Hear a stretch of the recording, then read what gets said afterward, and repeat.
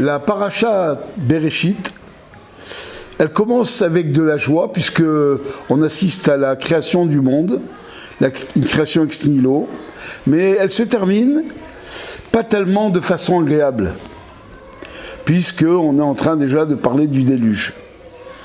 La paracha Noach, la deuxième paracha de la Torah, elle est essentiellement consacrée au Maboul, au déluge, donc elle est plutôt, on va dire, triste. Par contre, parachat Noach se termine par la naissance d'Abraham, Avinu, qui est un motif de joie, de gaieté. Et nous allons dire, selon les mots du Rabbi de Lubavitch, que la semaine la plus joyeuse, c'est la troisième, c'est l'Ech Lecha, la paracha que nous allons lire Shabbat. On peut dire que c'est la première mitzvah de la Torah, et la première mitzvah qu'Akadosh Baruch Hu donne au premier patriarche. Rappelons que Abraham, à ce moment-là, il a déjà passé 75 ans de sa vie, et pas des moindres, puisqu'il a eu déjà pas mal d'épreuves, dont celle d'être jeté dans la fournaise à Ur-Kasdim. Mais là, quand Dieu s'adresse véritablement à lui et lui donne un premier ordre, première injonction, il a 75 ans.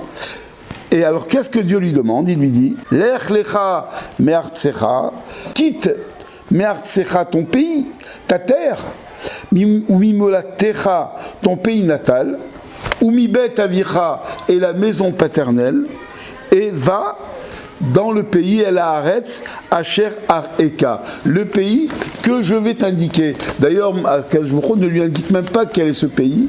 Abraham comprend que c'est Eretz Israël, il s'y rend, et vous savez très bien qu'il arrive et il y a la famine, donc il est obligé de rebrousser chemin et de partir en Mitzrayim. Alors il y a une petite question logique de base.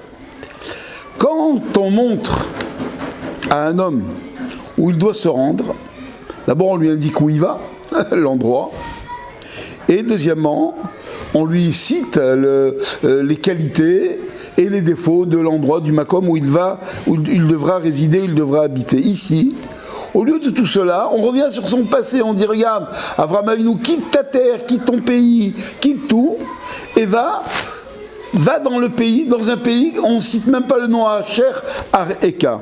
Quel est un petit peu le travail d'un juif? Un juif, il se trouve, chacun d'entre nous, on se trouve dans un endroit particulier. Vous savez très bien que tant qu'on est en galoute, on est dispersé dans tous les coins du monde. Et des fois, on peut se trouver confronté à des difficultés inhérentes au pays dans lequel on est, aux habitudes, aux coutumes. Comment est-ce qu'on peut se débrouiller? Comment est-ce qu'on peut faire?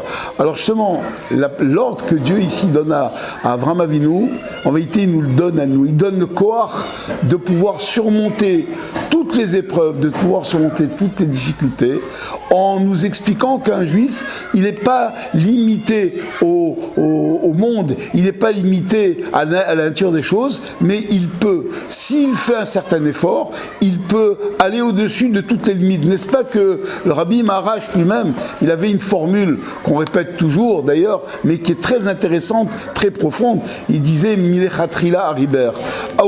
A priori, quand on a un obstacle, des fois on peut penser qu'on va aller sous l'obstacle, ou des fois dans l'obstacle.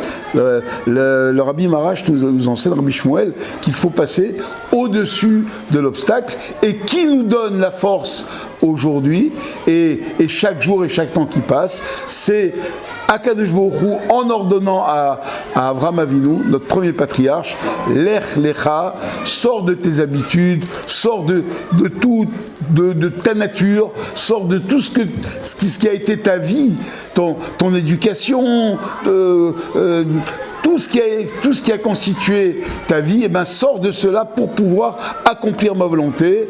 Et puisque c'est Dieu lui-même qui donne cet ordre, alors il nous donne également le koach, la possibilité, le potentiel de le réaliser. Shabbat Shalom, Kol Touf.